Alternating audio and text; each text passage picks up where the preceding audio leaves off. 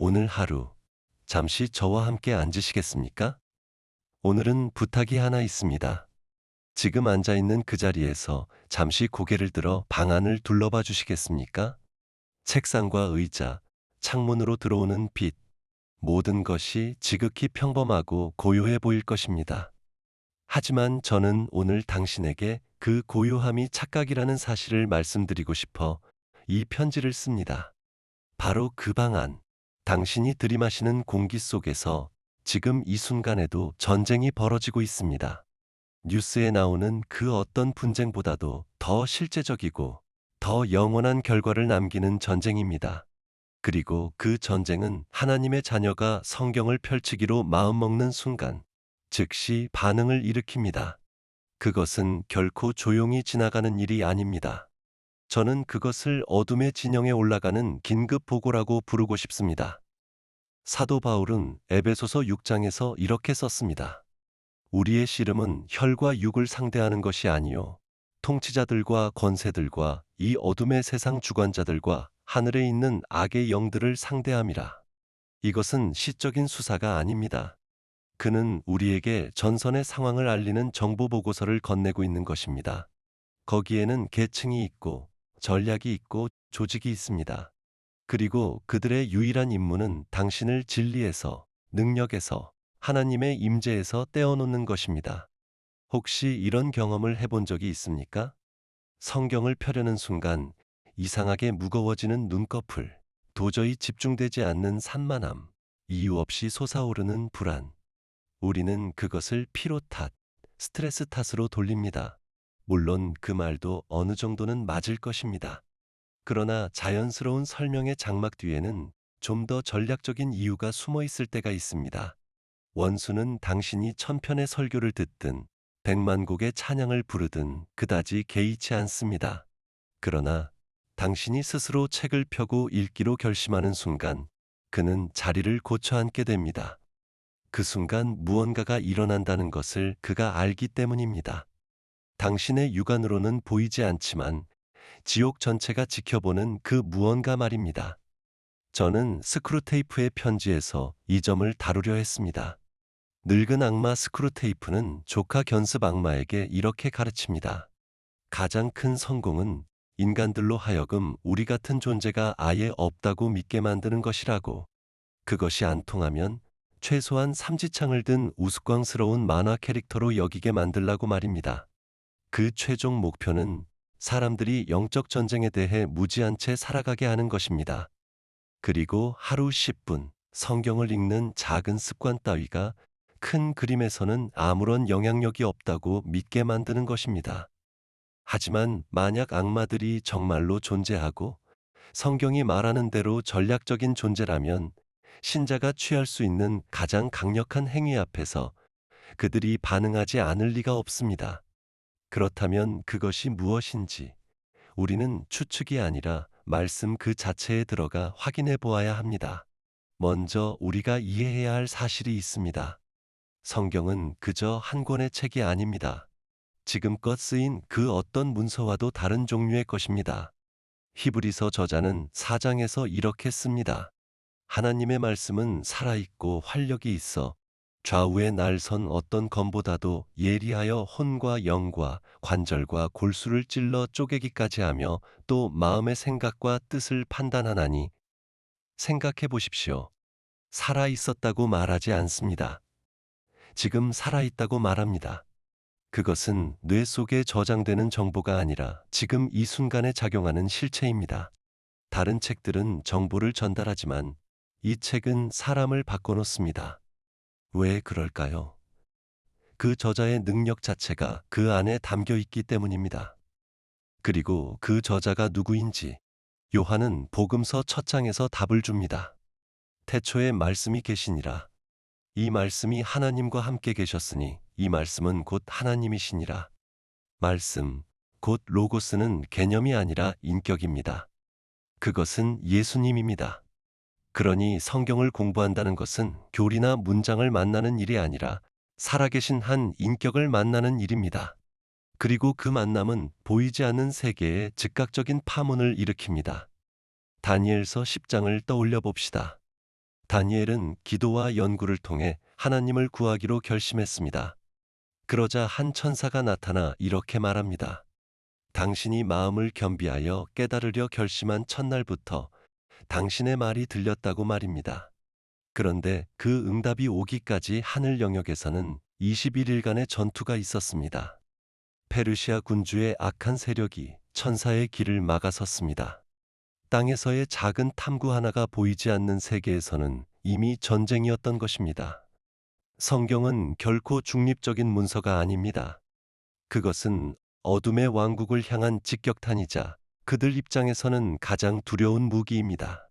당신이 그 책을 펼 때마다 보이지 않는 세계에서는 5가지 구체적인 사건이 벌어집니다. 악마들이 무엇보다 두려워하는 5장면입니다. 지금부터 그 첫 번째를 함께 들여다보겠습니다. 당신이 성경을 열 때 악마들이 가장 먼저 목격하는 것은 빛이 터져나오는 순간입니다. 성경적 세계관 안에서 빛은 지식에 대한 은유가 아닙니다. 그것은 실제로 존재하는 만질 수 있을 만큼 구체적인 영적 실체입니다. 시편 기자는 119편에서 노래합니다. 주의 말씀은 내 발의 등이요 내 길의 빛이니이다. 이것은 단순한 시적 표현이 아니라 기능에 대한 정확한 서술입니다. 영적 세계에서 어둠과 빛은 도덕적 상징이 아니라 물리적 실제만큼이나 견고한 두 세력입니다. 요한은 복음서에서 이렇게 씁니다. 빛이 어둠에 비치되 어둠이 깨닫지 못하더라. 어떤 번역본은 이것을 그것을 이기지 못하더라고 옮깁니다. 두 대립하는 실체 사이에는 근본적인 충돌, 즉 전투가 내재되어 있는 것입니다. 당신이 하나님의 말씀을 펴고 읽기 시작하는 순간 하나님의 형상대로 지음받은 당신의 영은 영적 차원에서 빛을 뿜어내기 시작합니다. 그것은 마치 캄캄한 방에서 강력한 손전등을 켜는 것과 같습니다. 어둠 속에 숨어있던 모든 것이 순식간에 드러나 버립니다. 그렇다면 그 빛은 무엇을 드러낼까요? 바로 당신 안에 견고히 세워진 요새를 떠받치던 거짓말들입니다. 바울은 고린도 후서 10장에서 이렇게 씁니다. 우리의 싸우는 무기는 육신에 속한 것이 아니요 오직 어떤 견고한 진도 무너뜨리는 하나님의 능력이라. 모든 이론을 무너뜨리며 하나님 아는 것을 대적하여 높아진 것을 다 무너뜨리고. 그 요새란 무엇입니까? 원수가 오랜 세월 동안 거짓말 위에 벽돌을 쌓아 만든 생각의 패턴, 믿음의 체계입니다. 너는 부족해라는 거짓말, 너는 변하지 않을 거야 라는 거짓말, 하나님은 이미 너에게 실망하셨어 라는 거짓말. 이 거짓말 하나하나가 당신을 가둔 감옥의 벽돌입니다. 그러나 말씀의 빛이 그 안으로 들어가는 순간 벽돌들의 정체가 낱낱이 드러납니다. 그리스도 안에서 당신이 하나님의 의라는 진실은 무가치함이라는 거짓을 무너뜨립니다. 당신이 새로운 피조물이라는 진실은 정체성에 대한 거짓을 사라지게 합니다. 당신의 마음속에 그 요새를 지은 악마들은 자신들의 거짓말이 백일하에 드러나고 자신들의 영토가 침범당하는 것을 지켜봅니다. 당신이 흡수하는 구절 하나하나가 그들에게는 영토의 상실입니다. 그것이 바로 그들이 빛 앞에서 뒷걸음질 치는 이유입니다. 예수님은 요한복음 3장에서 이 원리를 이렇게 설명하셨습니다. 빛이 세상에 왔으되 사람들이 자기 행위가 악함으로 빛보다 어둠을 더 사랑한 것이니라. 악을 행하는 자마다 빛을 미워하여 빛으로 오지 아니하나니 이는 그 행위가 드러날까 함이요. 인간에게도 이것이 사실이라면 어둠 그 자체인 악한 영들에게는 얼마나 더 그렇겠습니까? 그들은 말씀의 빛 앞에 노출되는 것을 견디지 못합니다. 그것은 단순한 불편함이 아니라 그들의 본성 자체를 태우는 실제적인 고통입니다. 당신이 받아들이고 믿는 성경적 진리 하나하나는 당신을 둘러싼 빛의 경계선을 넓혀줍니다. 악마가 뚫을 수 없는 안전지대를 확장하는 것입니다. 그리고 여기 놀라운 사실 하나가 있습니다. 당신은 지금 이 순간에도 빛나고 있지만 정작 자신은 그것을 모를 때가 많다는 것입니다. 예수님은 마태복음 5장에서 말씀하셨습니다.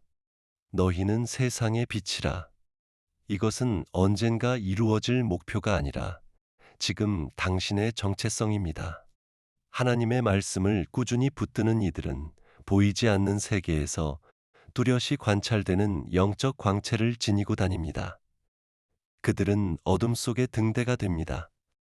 혹시 어떤 자리에서 당신이 아무 말도 하지 않았는데 분위기가 묘하게 바뀌거나 어떤 사람이 당신 앞에서 유독 불편해하는 것을 느낀 적이 있습니까? 그것은 개인적인 문제가 아닙니다. 당신 안에서 살아 움직이는 말씀의 권위가 주변의 어둠과 마주치고 있는 것입니다. 당신은 빛을 나르는 사람입니다.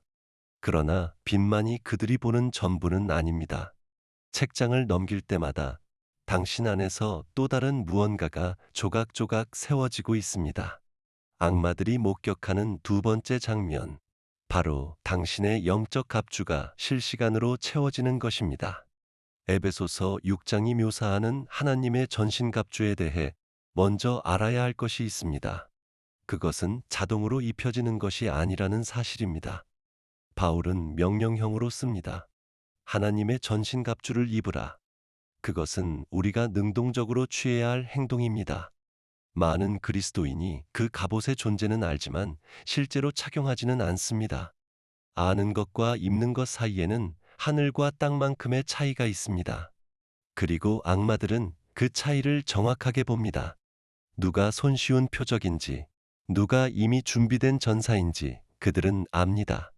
갑옷의 각 부분은 결국 하나님의 말씀을 얼마나 알고 삶에 적용하느냐에 달려 있습니다.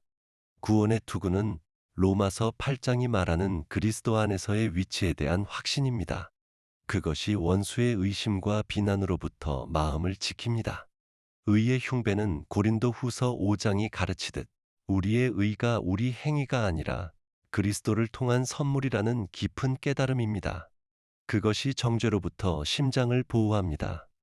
진리의 허리띠는 다른 모든 부분을 지탱하는 뼈대이며 그것이 흔들리면 나머지 갑옷도 함께 무너집니다. 평안의 복음이 준비한 신은 골로새서가 말하듯 복음의 메시지에 깊이 뿌리내릴 때 오는 안정입니다. 그중 특히 믿음의 방패에 대해 조금 더 이야기하고 싶습니다. 바울은 그것으로 우리가 악한 자의 모든 불화살을 소멸시킬 수 있다고 말합니다. 그렇다면 그 믿음은 어디서 오는 것일까요? 로마서 10장이 답을 줍니다. 믿음은 들음에서 나며 들음은 그리스도의 말씀으로 말미암느니라. 그 연결고리는 부정할 수 없습니다. 당신의 말씀 연구는 곧 당신의 방패 공장입니다. 당신이 알고 묵상하고 외운 약속 하나하나가 하늘의 강철판이 되어 방패에 덧대집니다. 말씀이 쌓일수록 방패는 더 크고 더 견고해집니다. 악마의 입장에서 상상해 보십시오. 그들은 의심과 두려움과 정욕과 비난의 화살을 당신에게 던집니다. 그러나 당신이 말씀을 이미 마음에 새겨두었다면 그 불화살은 심장에 도달하기도 전에 방패 앞에서 완전히 꺼져버립니다. 그들의 가장 강력한 무기가 무용지물이 되는 순간을 그들 스스로 목격하는 것입니다. 그리고 성령의 검이 있습니다. 바울은 이것을 하나님의 말씀이라 부릅니다. 목록 전체에서 유일한 공격 무기입니다. 여기서 저는 사자, 마녀, 그리고 옷장에서 다룬 깊은 마법을 떠올리게 됩니다. 그것은 나니아의 기초부터 새겨진 결코 어길 수 없는 영적 법칙이었습니다.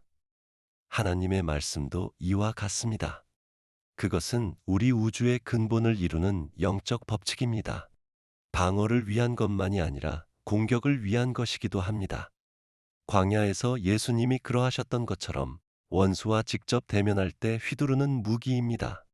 모든 유혹 앞에서 그분은 기록되었으되라고 답하셨습니다. 그분은 그 검을 휘두르신 것입니다. 당신이 외운 구절 하나, 당신이 선포하는 진리 하나가 영적 세계에서는 날카로운 칼날이 됩니다. 악마들은 당신이 그저 방어에 급급한 병사에서 영토를 되찾고 하나님의 나라를 확장하는 위협적인 전사로 변모하는 것을 지켜보게 됩니다. 빛이 터지고 갑옷이 채워지면 어둠의 왕국에는 더 치명적인 일이 벌어지기 시작합니다. 악마들이 보는 세 번째 장면은 영적 계약이 파기되는 순간이며, 이것과 긴밀히 맞물린 네 번째 장면은 그들의 출입구가 하나씩 닫히는 순간입니다.